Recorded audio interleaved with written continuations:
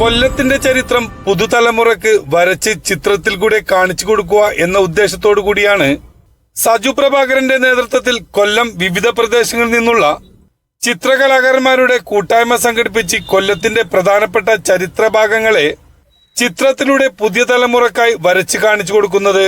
പുനലൂർ തൂക്കുപാലത്തിന്റെ സമീപത്ത് നിന്നാണ് നിരവധി ചിത്രങ്ങൾ വരച്ച് പ്രദർശിപ്പിച്ചിട്ടുള്ളത്. എന്റെ പേര് ഫാദർ സുജിത് ജോൺ ചേലക്കാട്ടനാണ്, മാർത്തമ്മ ചക്കിലെ അച്ഛനാണ്.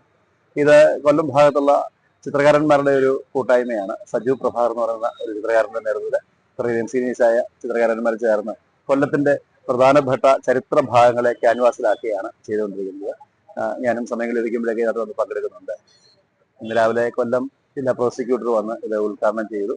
ചൈത്ര തെരേസ് ജോൺ SP ആണ് ഉദ്ഘാടനം ചെയ്ത് പല ഭാഗങ്ങളിൽ കൊല്ലത്തിന്റെ നമ്മുടെ തങ്കശ്ശേരി ഫോർട്ട്, അതുപോലെ തന്നെ ക്ലോക്ക് ടവർ, ഇങ്ങനെ ഒത്തിരി സ്ഥലങ്ങളിൽ പോയി ഇത് ചിത്രീകരിച്ചിട്ടുണ്ട്. ഇതിങ്ങനെ പടം വരച്ച് ഇത് ക്യാൻവാസിലാക്കിയിട്ടുണ്ട്.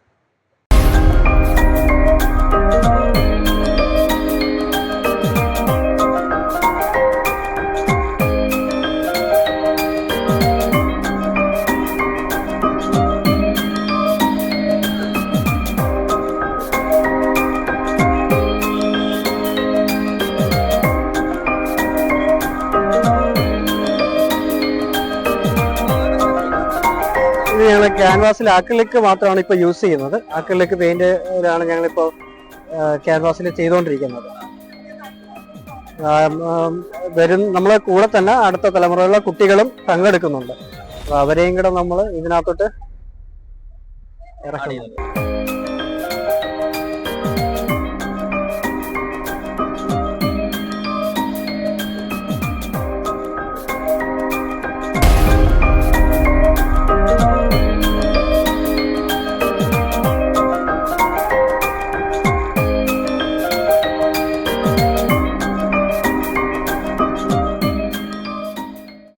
ക്രിയേറ്റീവ് ക്യാൻവാസ് കൊല്ലം എന്ന് പറയുന്ന ഒരു ഗ്രൂപ്പ് കൊല്ലത്തുനിന്ന് അതിന്റെ ചിത്രകാരന്മാരാണ് 11 പേര് നമ്മൾ ഈ തൂക്കുപാലത്തിന്റെ പെയിന്റിങ്സിനായിട്ട് വന്നത്.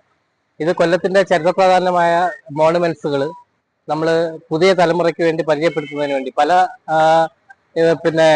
ഈ ചരിത്രപ്രാധാന്യമുള്ള ഈ മോണുമെന്റ്സുകളൊക്കെ നശിച്ചു പോയി തുടങ്ങിയിരിക്കുകയാണ്. അപ്പൊ അത് പുതിയ തലമുറയെ പരിചയപ്പെടുത്തുന്നതിന് വേണ്ടി സ്കൂൾ കുട്ടികൾ അങ്ങനെയുള്ള അവർക്ക് വേണ്ടി എക്സിബിഷൻ കണ്ടക്ട് ചെയ്യുന്നതിന് വേണ്ടിയാണ് നമ്മൾ ഈ ഒരു സംരംഭം ആരംഭിച്ചിരിക്കുന്നത്.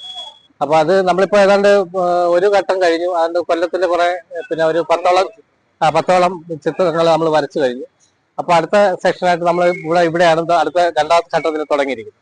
അപ്പൊ അതിന്റെ ഭാഗമായിട്ടാണ് നമ്മൾ പുനലൂർ ഇവിടെ വന്ന് ചെയ്തിരിക്കുന്നത്. അപ്പൊ ഇത് ഒരു 10-11 ചിത്രങ്ങൾ ആയതിനു ശേഷം അടുത്ത ഘട്ടത്തിലേക്ക് വരും. ഏകദേശം നമ്മൾ 40 ചിത്രങ്ങളാണ് നമ്മൾ ഈ പ്രതീക്ഷിക്കുന്നത്. അപ്പൊ അതിന്റെ ഒരു ഭാഗമായിട്ടാണ് നമ്മളിങ്ങനെ ചിത്രങ്ങൾ. കൊല്ലത്തിന്റെ ചരിത്ര പ്രാധാന്യം വരും തലമുറകൾക്ക് പകർന്നു കൊടുക്കുക എന്നുള്ളതാണ്. ഞങ്ങളുടെ കൊച്ചിയിലേക്ക് കണ്ട പല സ്ഥലങ്ങളും ഇന്ന് അപ്രത്യക്ഷമാണ്. കുറേയൊക്കെ നശിച്ചു പോവുകയും കുറേയൊക്കെ പൊളിഞ്ഞു പോവുകയും ഒക്കെ ചെയ്തിട്ടുണ്ട്.